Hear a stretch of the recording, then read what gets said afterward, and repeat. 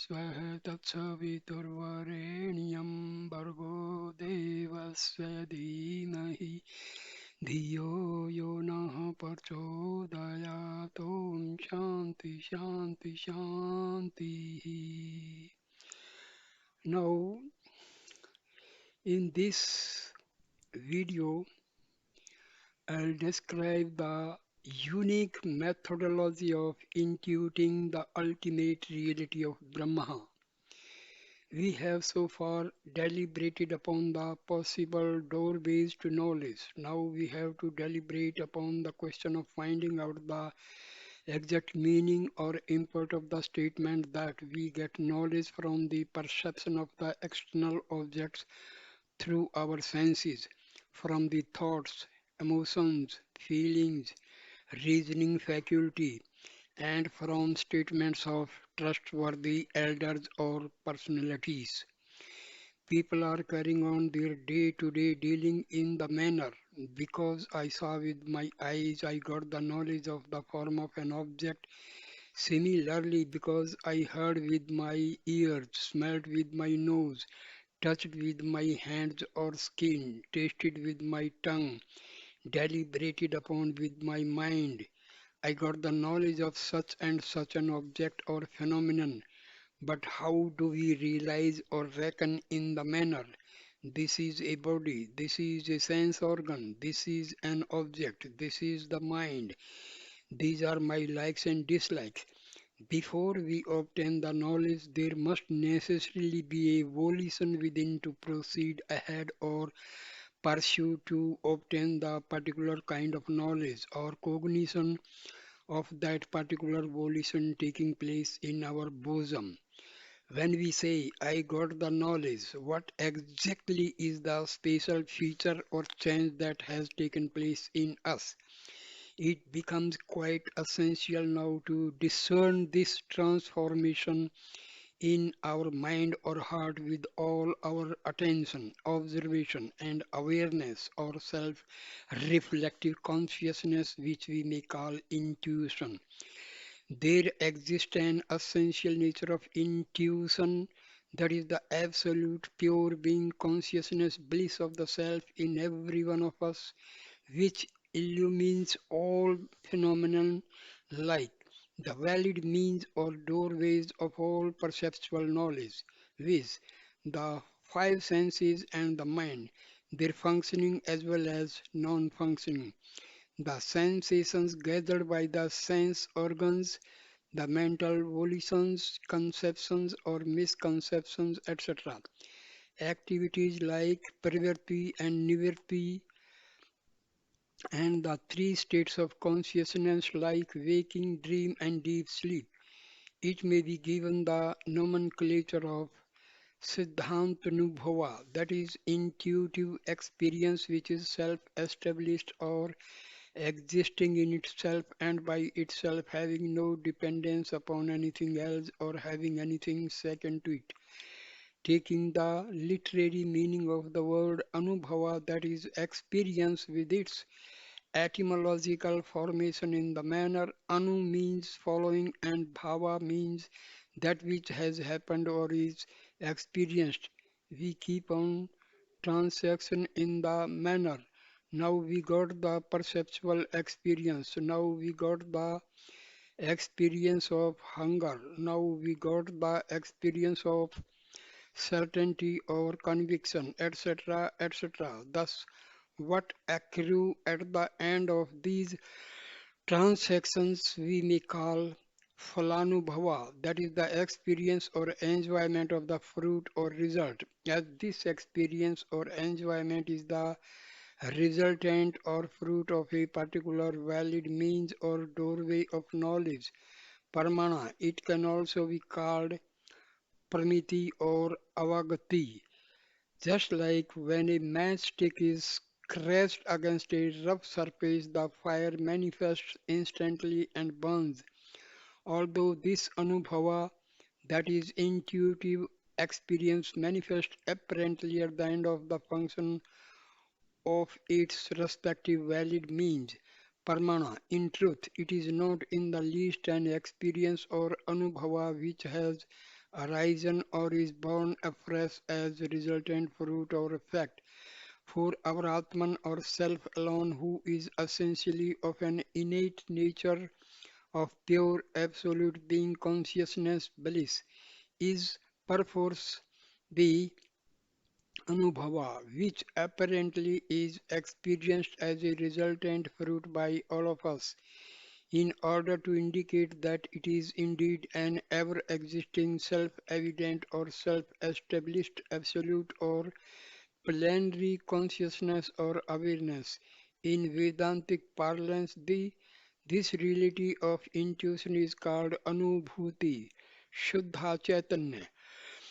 It is keenly observed there does not exist any object or phenomenon whatsoever which is not related to this intuitive experience.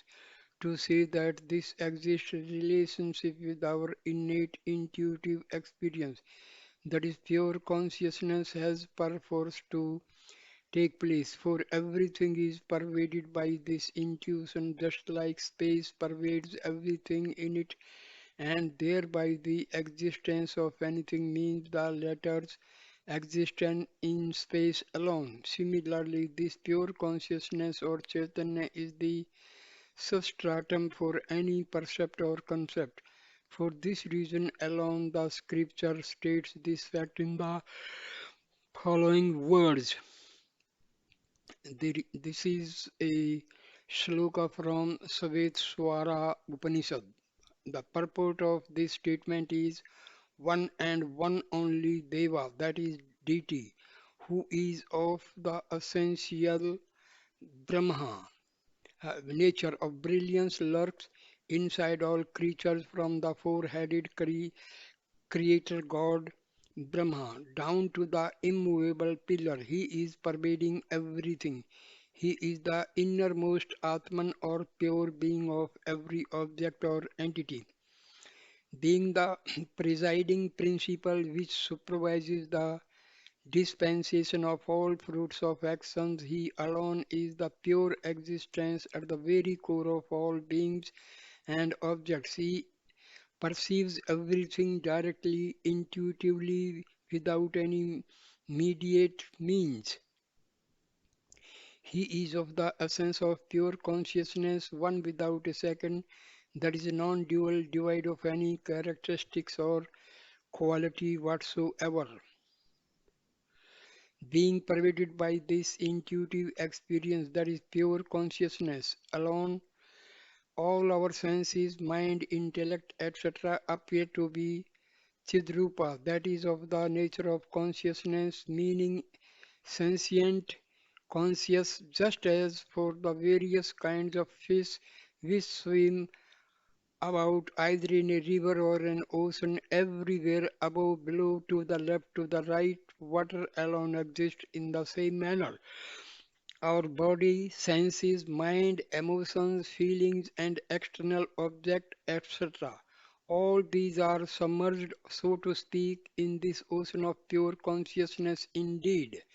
Just as the electric bulbs are pervaded in a manner of speaking by the light produced by the electric current, similarly, the function of the senses and the mind are pervaded by this intuitive experience, Sakshi Anubhava, pure consciousness, and thereby are associated with the reflection of this reality alone, because those valid means or instruments of knowledge in our empirical day-to-day dealings or actions are being illumined by the light of that pure consciousness, our very core or substratum of our being. All of them are appearing to be full of consciousness, that is Chinmaya alone.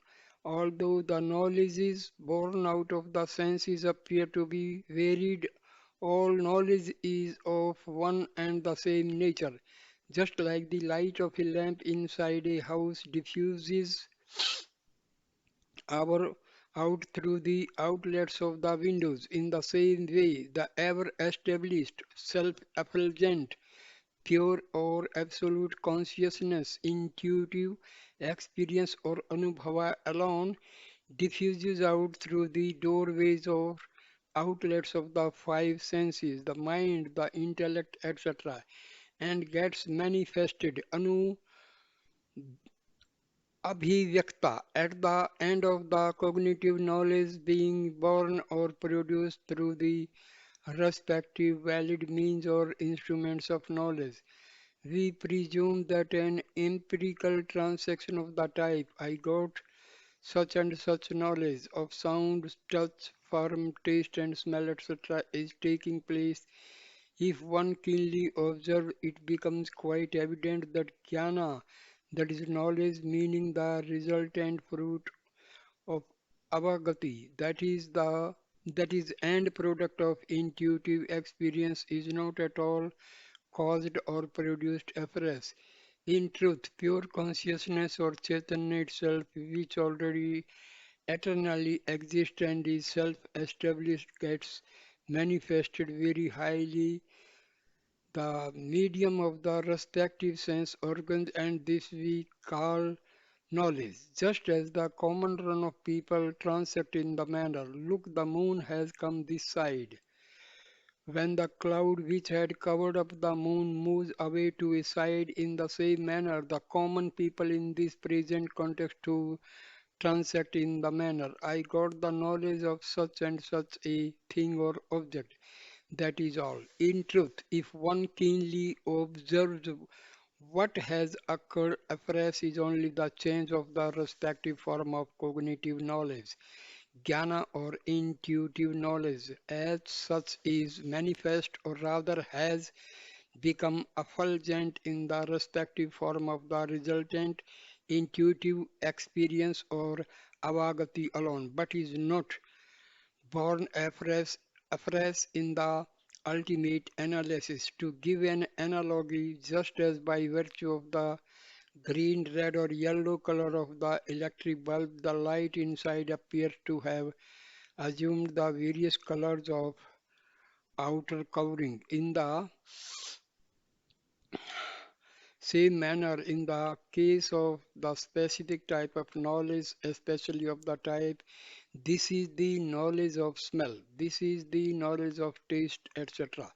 The specific forms of the respective functions of the senses, mind, intellect, etc., and their resultant assumed forms of knowledge or consciousness are superimposed on the substratum of jnana savrupa. That is the very essential nature or fountainhead of pure consciousness or intuitive experience. This is the secret of all knowledge indeed.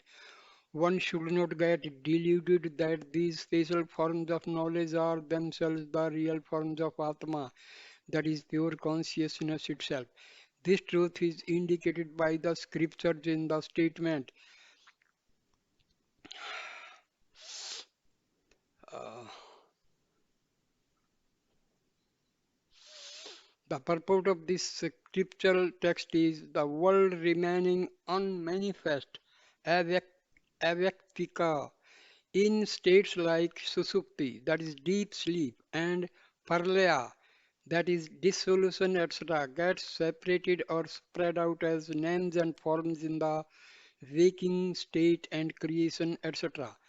The conglomeration of means of action and actions, karya, karna, sanghata, which all of us have been endowed with in the form of our body, senses, and mind, is a mutation alone of this unmanifest primordial matter,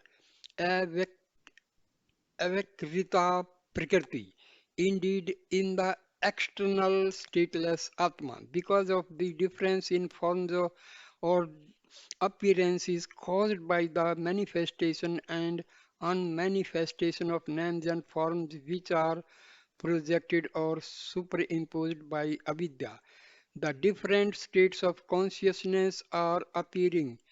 Atma, that is the self, who was first existing by and unto himself, appears to have entered into the manifest world.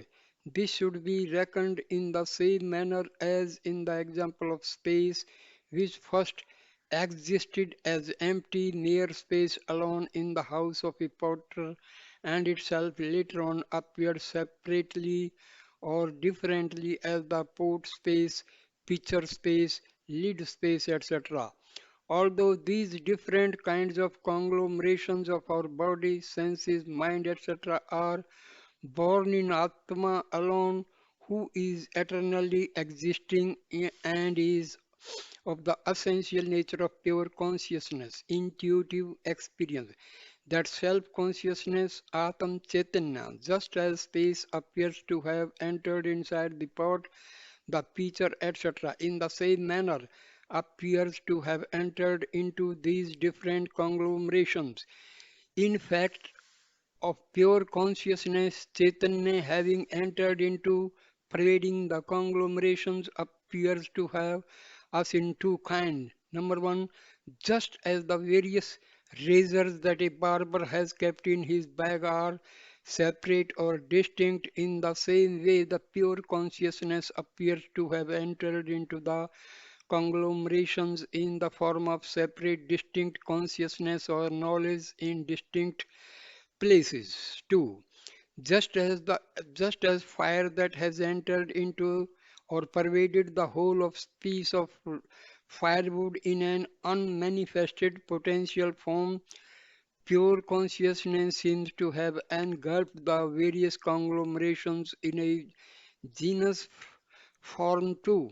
The intellect, the mind, the senses, the body, in the conglomeration of all these parts or varied phenomena, pure consciousness has pervaded in the form of a genus, as also it appears in each one of those phenomena or parts in a particular or distinct form or respect to boot. As to how pure consciousness manifests itself in a particular or distinct form in our conglomeration of the body, the senses, the mind, etc., is evident from the statement of the common people that by virtue of the functioning of prana, that is the vital force, a jiva, that is a soul, is said to be alive. If he is speaking, they say he is a speaker. In the same manner, when he is seeing, he is said to be a seer. While hearing, he is called a hearer or listener. While discriminating or reasoning out, he is called a discriminator or deliberator, etc. As in the illustration already mentioned, among the three electric bulbs that exist in one particular room, one may appear to be green, a second one may appear to be yellow, and the third may appear to be red. Although apart from these three particular forms, pure electric light pervades the whole of the room, nay, the whole of the house in its unmanifested or genus form, that is, electric light is perceptible to us only in the particular forms through those colored bulbs which are the doorways, so to speak, for the genus of the electric light alone. In the same manner, our essential nature of pure being or pure consciousness, by virtue of its association as it were with each adjunct of a sense organ, is manifesting itself in the particular functions or actions seen or perceived in the various parts of the conglomerations, namely seeing, hearing, reasoning, etc. If we reckon that these particular forms are themselves our essential nature, then our knowledge becomes incomplete or restricted. If a person is knowing the various ragas, that is, tunes in music, it may be said that the power of his ears is subtle or keen.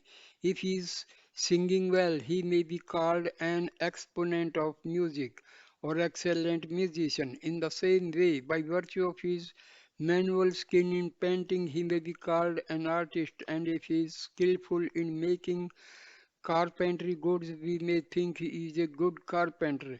In the same manner, we may call a person who is skilled in various jobs a potter, painter, weaver, druggist, oil technologist, scientist, etc., according to the job or profession that he pursues.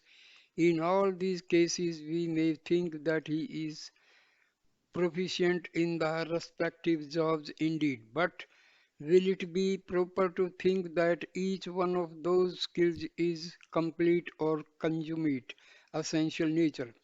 Never. Therefore, to cognize or reckon our essential nature of pure being consciousness bliss, to wit, the genus of our totality of being, to be restricted or confined to the particular percept or concept like seeing, hearing, smelling, touching, feeling, thinking, etc. In other words, the species or part function restricted to a sense organ as well as the psychic functions will be tantamount to incomplete or imperfect knowledge.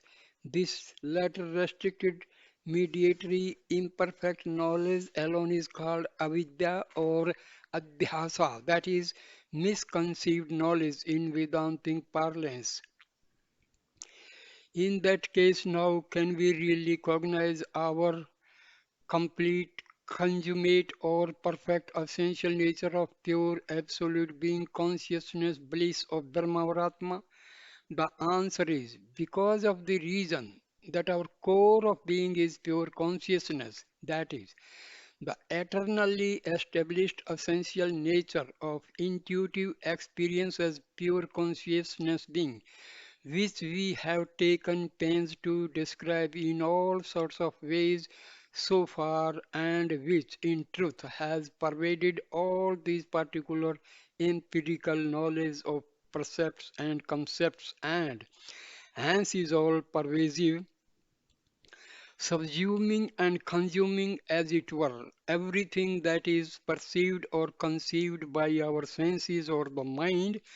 Respectively, we have to perforce cognize or intuit as the ultimate reality so as to culminate in our intuitive experience of the form of this alone is our Atma, that is the self.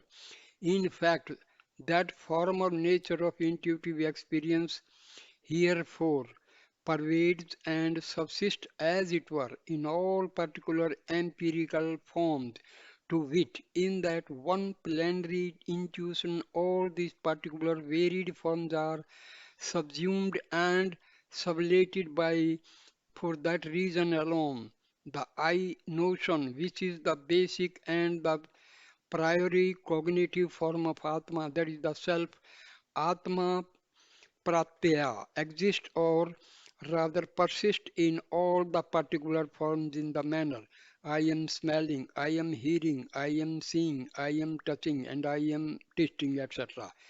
As Sri Ramana Maharshi has stated, this basic I thought is behind or is the substratum of every other thought form in our day-to-day dealings. That is, in all our waking transactions, this I thought persists. And similarly, by an analogous intuitive reasoning, we can cognize that the I thought persists throughout the dream transaction. Although the particular forms, each being different from the other, are distinct, the genus from subsumes in itself all the particular forms, just as a person who is the search of an ox attempts to find it out by the footmarks or pugs of that animal alone left behind on the ground. Similarly, by means of the signs or marks of the cognitive form of Atma, which has accompanied constantly, as it were everywhere in the manner I, alone we must need cognize our essential nature of pure transcendental being consciousness bliss. For this reason alone, Sri Ramana Maharshi used to ask his votaries to trace back the rising point or source of this basic, persistent I thought in us. His query, "Who am I?" thus became world famous in spiritual circles and pertains to this above dissertation. Now let us consider as to what exactly is meant by Brahma Vidya, that is the self-knowledge. The scripture has stated Brahma alone existed at first in the beginning before creation. Indeed, then it cognized itself in the manner I am Brahma. Thereafter, it becomes everything because we are thinking or rather misconceiving that we have to know objectively that is Brahma, and for that reason we are trying to search for it alone. We are arguing in the manner to see that Brahma is in fact an impossible task. There is no valid means whatsoever available for cognizing it. The purport behind the scriptural statement is even now, that is, even before cognizing or intuiting it, that is Brahma or Atma, we are all Brahma alone. In that case, what is meant by saying that it is Brahma should be known or cognized. Our Atma, self alone, should be cognized or intuited as Brahma. Just as it is explained above that I alone am Brahma, to intuit or cognize our essential nature of pure being consciousness bliss as Atma, self, who is all pervading as Brahma alone is called Brahma Vidya. If this Brahma is intuited, nothing else which is to be cognized or known remains. We alone would become, in a manner of speaking, everything.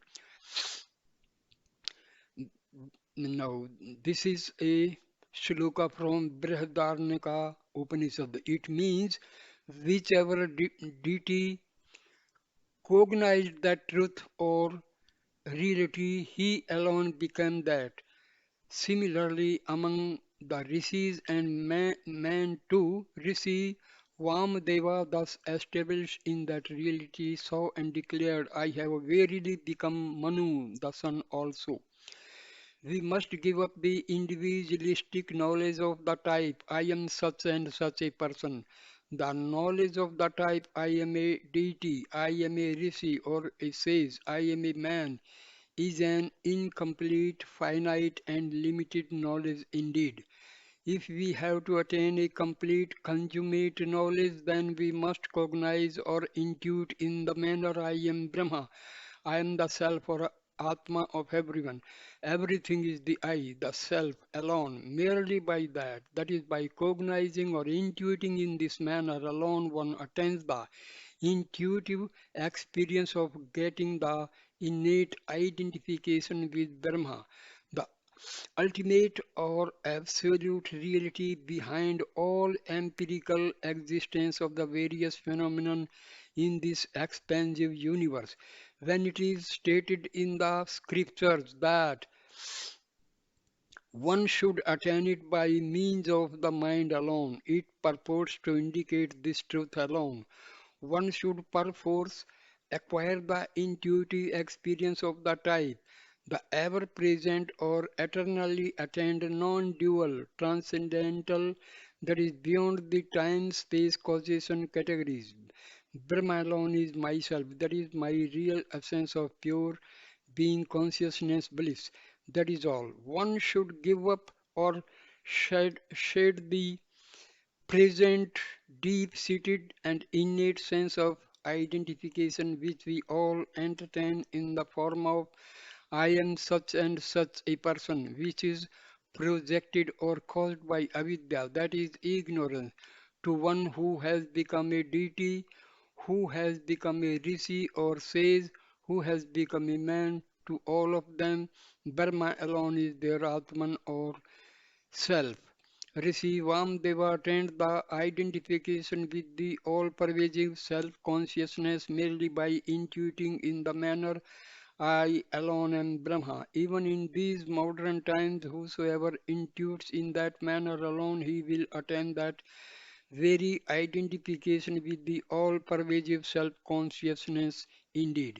The purport this that is implicit in scriptural statements like it should be obtained by means of the mind alone, meaning it should be cognizing by the mind alone. is as a result of the deep-seated habit or practice of looking out through the senses. The mind has acquired an innate hankering after the distinct extroverted knowledge of the external objects alone. The deep dent or impression of the empirical things on the intellect to the effect of the type the senses are known by the mind, which is subtler in its functioning. The external objects are known or objectified by the senses, is very strong in all of us, keeping the knowledge born out of the senses as the basis and piling of a mass of varied concepts we have begun to mutter in a manner of speaking, using phrases like physical science, evolution theory, Big Bang theory, relativity theory, quantum theory, etc., etc. The practice of looking within merely by the mind alone introspectively or introvertedly is not attained by us at all. For this reason alone, the scripture is saying the purport of this statement is therefore by means of such spiritual practices or disciplines like sama, control of the mind, dhamma, control of the senses, uparti, introvertedness, titiksha, mental equanimity irrespective of or in the face of the external good or bad circumstances or experiences. Samadhana, state of a mental equipoise having been rooted in the plenary or unitary experience of the ultimate reality of the self, etc., which help a seeker to recede unto himself towards his essential nature of pure being, consciousness, bliss alone. He intuits or cognizes the self, his very core of being in himself, indeed, thereby he intuits that everything is Atman or self alone. There is no wonder whatsoever if in the case of a person who is habituated in perceiving everything from the empirical or mundane viewpoints of Atman, that is not self alone, it is not possible at all to cognize or intuit the metaphysical or transcendental reality of Atma, that is the self of all. Therefore, it would be evident from this fact that people who say or affirm from their extremely extraverted or individual point in the manner for man, the metaphysical or supersensuous knowledge is not possible to attain or obtain. We cannot acquire definite and conclusive knowledge. It is better to give up other considerations and to deliberate upon topics which concern or are related to matters of this workday world alone are not in truth the people qualified for this knowledge of the ultimate reality at all. The story that four blind persons touched an elephant at various places and misconceived in its figure in four different ways is applicable to these people who are not fully qualified for this metaphysical knowledge. The purport of the scriptural statement by the mind alone it should be cognized as it is, being grasped as if in a flash. That is intuition by their minds, of course, because they are immature and incapable to receive the higher suggestions at the intuitive level. So to say, there is hardly any scope. We should remember and fully understand the purport of the Upanishadic story that Narada, who knew all the empirical sciences of the external objects, approached Sanat Kumara and bemoaned that although I know so many sciences as a result of my not knowing the science of the self, that is Atma Vidya or Brahma Vidya. I am stricken with grief. There it is stated that Narada followed the spiritual instructions of Sanat Kumara and thereby became a liberated soul, that is Jnani. Similarly, we too, the true seekers should follow the path advised by the scriptures, as also the perceptor who is fully qualified and acquire the introverted viewpoint or introspection needed for attaining this sacred and superlative Brahma Vidya, that is science of the spirit, Atma. This alone is called Anudarshana. By this truth, in the reality of Brahma or Atma, that is pure or absolute consciousness, there is no distinction or manifoldness whatsoever will be instantaneously intuited. What is the method of this Anudarshana? In answer to this question, the scripture says the purport of this spiritual discipline, that is sadhana, is giving up anatma, that is not self. One should establish oneself in Atma, that is the self alone. That Atman alone should be cognized or intuited as Brahma. Brahma, that is the ultimate reality, is readily and eternally available in all of us in a manner of speaking or from a certain viewpoint. We do have Atmanubhava, that is the pure consciousness of the self. For that pure consciousness alone, we have called here already eternally available consciousness with self-reflective consciousness or intuition. Even so, for people who are habituated in perceiving the external objects or phenomena alone, there is no cognitive or intuitive knowledge that within themselves this pure consciousness called Brahmataman ever exists in the form or essential nature of intuition. If it is said that they have kept the sun in a cage and locked it up, how ridiculous it would sound. Similarly, if we say that we do not cognize our Atma or the self of the essential nature of pure consciousness, it would seem to be as ridiculous indeed. This Atma of the essential nature of pure absolute consciousness, intuition, although he is hidden in every being, he does not shine. Therefore, we should first of all give up the deep seated habit of looking outside, that is the common habit of being extroverted. The speech should be held firm in the mind, meaning we must merge all our senses of perception in our mind.